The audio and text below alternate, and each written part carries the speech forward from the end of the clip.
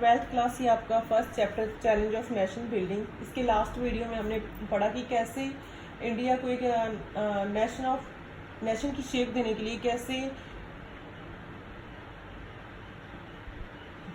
India की जो अलग अलग से प्रिंसली स्टेट्स डिवाइड अलग अलग भागों में बटी हुई थी उनको कैसे उनका इंटीग्रेशन किया गया और उसमें कौन कौन सी प्रॉब्लम थी, जैसे हैदराबाद में जो इशू सामने आया या जम्मू कश्मीर का जो इशू था या मणिपुर को लेकर जो प्रॉब्लम थी, उन सभी प्रॉब्लम्स को कैसे सरदार वल्लभ भाई पटेल ने सॉल्व करने में एक हिस्टोरिकल रोल प्ले किया। तो इनका और कैसे इंडिया को एक यूनिटी में लाया गया। देन तो आज का हमारा जो नेक्स्ट टॉपिक है वो है रीऑर्गेनाइजेशन ऑफ स्टेट, कैसे और स्टेट्स का रीऑर्गेनाइजेशन किया गया। देन उस समय जब ये प्रोसेस चल रहा था नेशन बिल्डिंग का, तो जैसे अलग अलग स्टेट्स को सेपरेट किया जा रहा था, तो उस समय एक और चैलेंज को फेस करना पड़ा हमारी गवर्नमेंट को। जो न्यू चैलेंज हमारी गवर्नमेंट के आगे आ रहा था वो था कि जो इंटरनल बाउंड्रीज के लेकर जो प्रॉब्लम्स क्रिएट हो रही थी स्टेट्स बनने के बाद भी, जैसे कि पंजाब है, पंजाब को क्रिएट करने के बाद भी पंजाब जो कि बहुत बड़ा था, पहले हिमाचल तक था, तो उसमें क्या था, अलग अलग लैंग्वेजेस के पीपल थे, तो उन्होंने अलग अलग लैंग्वेज, जैसे कि हिमाचल तक था तो हिमाचली आ गए, हरियाणा आ गया, पंजाब, तो सभी ने अपनी अपनी लैंग्वेज के आधार पर अलग अलग स्टेट्स की डिमांड रख दी थी। तो इस डिमांड को लेकर सभी स्टेट्स में सभी जो वहाँ के जो पीपल्स थे उनके द्वारा क्या था, प्रोटेस्ट किया जा रहा था, मूवमेंट्स चलाई जा रही थी। सभी चाहते थे कि लैंग्वेज के आधार पर जो अलग अलग से स्टेट्स डिवाइड की जाए।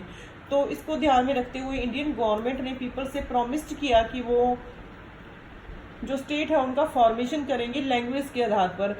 एंड एक स्टेट रीऑर्गेनाइजेशन कमीशन सेटअप किया गया इन 1953 में। एंड जो ये स्टेट रीऑर्गेनाइजेशन कमीशन एक्ट था वो पास हुआ 1956 में। कि आपका शॉर्ट क्वेश्चन है कि the state reorganisation commission setup किया गया 1953 में and the state reorganisation act pass हुआ 1956 में।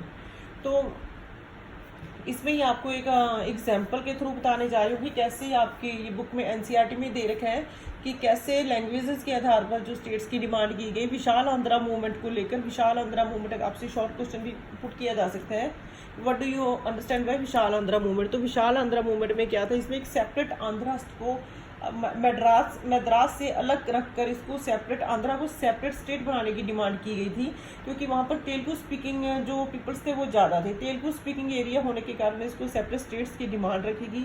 पीपल्स ने गवर्नमेंट के अगेंस्ट मूवमेंट स्टार्ट कर दी, पीपल्स में प्रोटेस्ट स्टार्ट हुआ।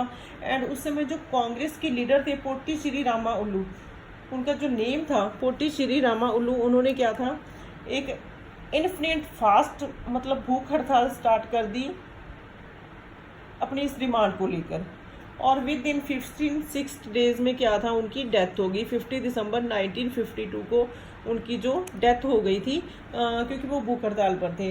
तो जब श्री रामा उल्लू की डेथ के बाद वहाँ के जो पीपल्स थे या उनमें जो एक वहाँ पर वायलेंट पैदा हो गया, अनरेस्ट, जहाँ पर मतलब एक ग्रेट वायलेंट पैदा हो गया, शांति फैल गई और पुलिस को इसमें इंटरफेयर करना पड़ा, इंडियन गवर्नमेंट को इंटरफेयर करना पड़ा, जिससे कि वहाँ पर बहुत सारे जो पीपल्स थे उनको अपनी पुलिस फायरिंग हुई है, बहुत सारे पीपल्स को अपनी जो लाइफ थी उसका लॉस उठाना पड़ा।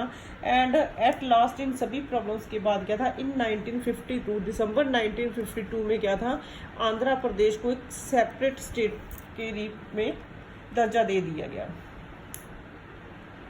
तो इसमें जो मेन है, एक तो आपने लर्न करना है कि स्टेट रीऑर्गेनाइजेशन कमीशन कब सेट किया गया, 1953 में, और पास कब किया गया, 1956 में।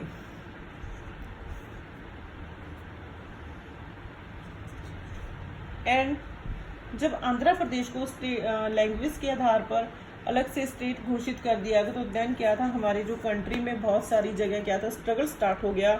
जो अनदर स्टेट्स थी वहाँ पर ये स्ट्रगल स्टार्ट हो गई कि लैंग्वेज पर डिमांड बढ़ गई कि लैंग्वेज पर सभी स्टेट्स को अलग अलग किया जाए।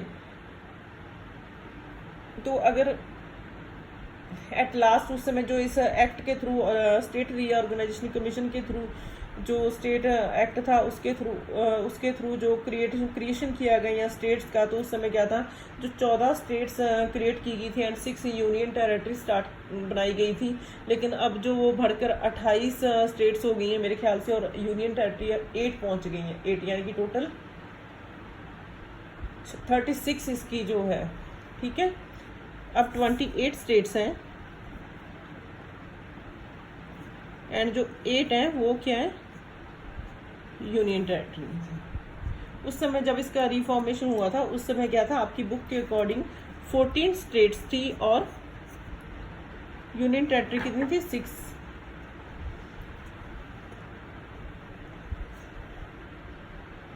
तो इसके साथ ही आपकी ये जो बुक में अगर आप देखोगे तो पोट्टी श्री रामावलू का ये बॉक्स में दे रखा है, तो प्लीज़ आप ये बॉक्स को ढंग से रीड करना। इस बुक में बॉक्स में शॉर्ट क्वेश्चंस दे रखे हैं, ज़्यादातर शॉर्ट क्वेश्चंस आ रहे हैं बुक में, यानी कि जो आपकी बुक में मेन लीडर्स आ रहे हैं उनका जो सारा इंट्रोडक्शन है वो दे रखा है, तो यहाँ से शॉर्ट क्वेश्चन आपसे पूछे जा सकते हैं।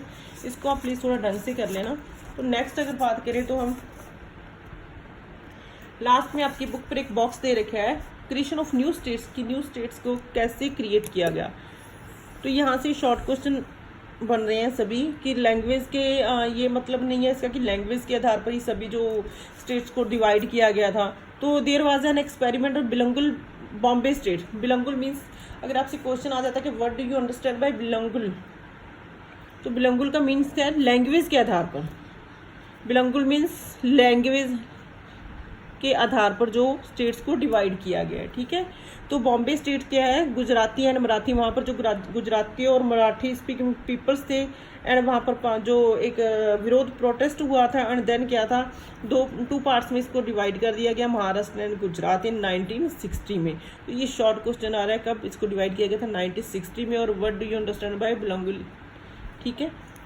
तो नेक्स्ट पंजाब की बात करें तो क्या है, पंजाबी स्पीकिंग पीपल्स ने डिमांड कर दी सेपरेट स्टेट्स की। तो पंजाब पहले क्या था, हिमाचल प्रदेश तक बड़ा हुआ था, तो देन उसमें से हरियाणा निकाला गया, हिमाचल प्रदेश सेपरेट अलग किया गया और पंजाब को अलग से स्टेट बनाया गया। कब, 1966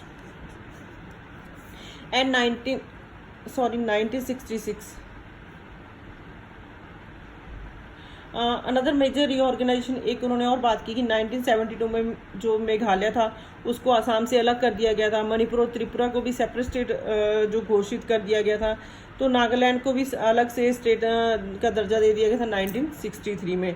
तो इसके साथ साथ की एक प्रॉब्लम्स क्रिएट हो गई थी कि ऐसे क्या जो सभी लैंग्वेज, सभी जो स्टेट्स थी वो क्या चाहती थी कि लैंग्वेज के आधार पर सभी स्टेट्स ही अपनी अलग से डिमांड कर रही थी। तो बाद में 2000 में छत्तीसगढ़, उत्तराखंड और झारखंड को भी वर क्रिएटेड इन 2000, इनको भी अलग से दर्जा दे दिया गया था, ठीक है। तो उनका कहना है कि the story of reorganisation had not come to end इसका अंत होने वाला नहीं है, इसकी डिमांड है जो सेपरेट स्टेट्स की अभी भी चल रही है।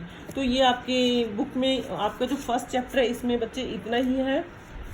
फर्स्ट जो आपको एक बार फिर से जो आपका चैप्टर है 1947 से स्टार्ट हो रहा है। 47 में इंडिपेंडेंट होने के बाद इंडिया को कौन सी प्रॉब्लम फेस करनी पड़ी, उसके बाद जो पार्टीशन हुआ 15 अगस्त को, उस समय उसके क्या कॉन्सिक्वेंस निकले पार्टीशन के, एंड देन जो प्रिंसली स्टेट्स का इंटीग्रेशन कैसे हुआ। और शॉर्ट क्वेश्चन में आपसे हैदराबाद या मणिपुर या जम्मू कश्मीर इसके इशू को लेकर आपसे क्वेश्चन पुट किया जा सकता है। एंड टू नेशन थ्योरी क्या थी, एंड स्टेट रीऑर्गेनाइजेशन कमीशन है वो क्या है ना, स्टेट रीऑर्गेनाइजेशन कमीशन क्या है, जिससे आपसे क्वेश्चन पूछ लिया जाता है what do you understand by state reorganisation commission. तो the commission in its report accepted the boundaries of the state and should reflect the boundaries of the different language की, डिफरेंट लैंग्वेजेस के आधार पर जो स्टेट इसमें create की जाती है उसकी बाउंड्रीज अलग से ड्रॉ की जाती है। तो ये आपका क्वेश्चन लेसन है, आप कंप्लीट हो रहा है। तो इसमें एक और मैप दे रखा है, India after reorganisation administrative map in 1961। तो आफ्टर 1961 रीऑर्गेनाइजेशन के बाद कौन कौन सी जो स्टेट्स क्रिएट की गई थी उसको आप यहाँ थोड़ा ध्यान से वाच कर लेना।